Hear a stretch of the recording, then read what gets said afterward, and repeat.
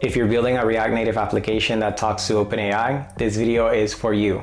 Here is how I'm preventing my application from burning money accidentally by adding a simple rate limiter. I recently built a React Native application that acts as a social icebreaker. Users can add participants, pick topics, and then generate a question where the app picks a random participant and asks an interesting question. Under the hood, it uses OpenAI API to generate these questions on demand. When I started building the application, I initially started making the request to the OpenAI API from my React Native code, but that quickly felt messy, and I wanted to add some separation of concern as well as security to my entire application. That's why I created a proxy API that would be responsible for the environment variables and making the request to OpenAI. So the architecture became pretty clear. On the front end side, I had my React Native application, and on the back end side, I had this proxy API making requests to OpenAI and returning the generated question. But there is more than just bleeding responsibilities. I also wanted to add another security measure. So I added rate limiting to my application.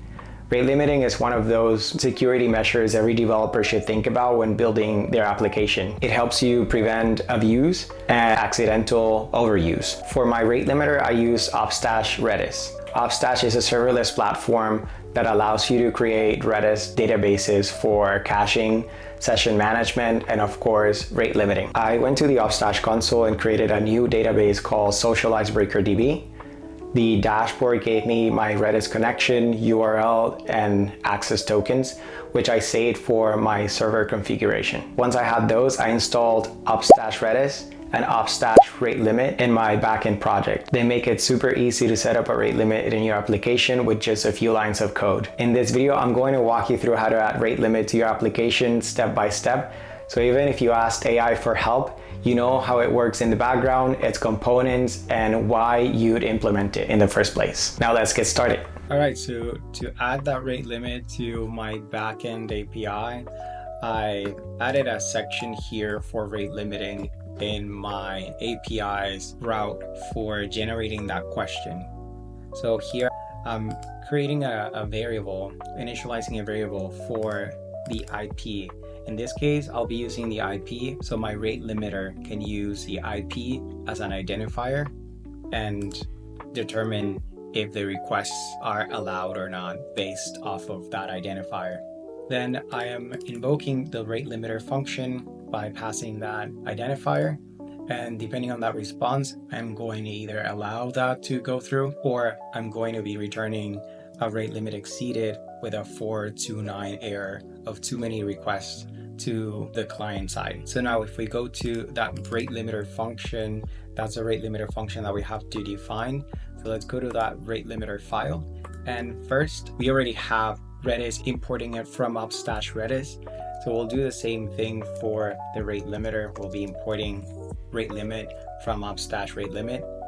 We already have our Redis DB defined from the URL and token we got from the Upstash console when we created our Redis database. So now for our rate limit variable, we're going to be defining it by initializing that rate limit class that we imported from Upstash Rate Limit.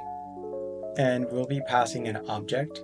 That object will have two parameters. The first one will be the Redis variable, which is our database that we defined already at the top. And the second parameter would be the limiter. That limiter will contain the rate limit style that we want to be using for our window, which can be a sliding window style kind of Redis or a fixed window style kind of rate limit. So for our case, we'll do rate limit. I'll do a rate limit of fixed window. And that fixed window function will receive two parameters. The first parameter would be the number of requests that I want to allow. The second parameter would be the window in which we want those requests to go through. In our case, it'll be a 1 minute window. This is a string. So 1M, that means in 1 minute, I want to allow 5 requests to go through. And that is it for our rate limit variable here. Then at the bottom, we'll export a function called rate limiter and put it all together.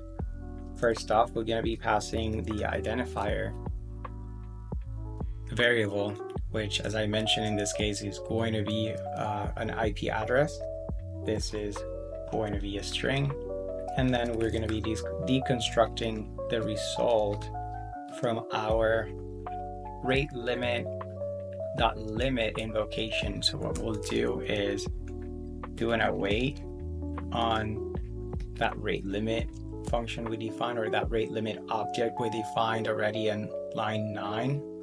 And then we'll invoke the limit method from that object by passing the identifier.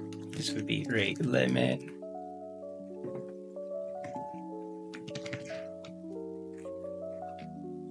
And we will return that success. Now that rate limiter function is the one that we are exporting. And in my route, I am importing it and invoking it here, passing that identifier, which is the IP, and just making a simple check here to decide whether I'm allowing that request to go through or not. So there are two ways that we can test this. One way is to take a look at our application and make multiple requests from our application. Another way would be to make requests directly to our API through something like Postman. And I'll start with adding my participants, selecting a topic, and then generating the question from the API multiple times to see how we hit that rate limit from our application and see how our application behaves. In this case, we just have a simple message saying, failed to generate question, please try again. But at least we have the rate limit foundation working in our application. It's just a matter of modifying the UI to handle this more gracefully, or giving the user a little bit more information of why their request failed. So now if we go to Postman, I have the request ready to hit the endpoint directly. We can just make multiple requests to make sure and test that we are actually getting that rate limit message as expected. And there we go, we get an error with rate limit exceeded, and it's a status 429, too many requests. All right, so that's all for today's walkthrough. I hope you have a better understanding of why and how to add rate limiter to your backend API, and why it's such an important part of building production ready apps. If you found this helpful, hit that like button and subscribe for more content like this, and I'll see you in the next one.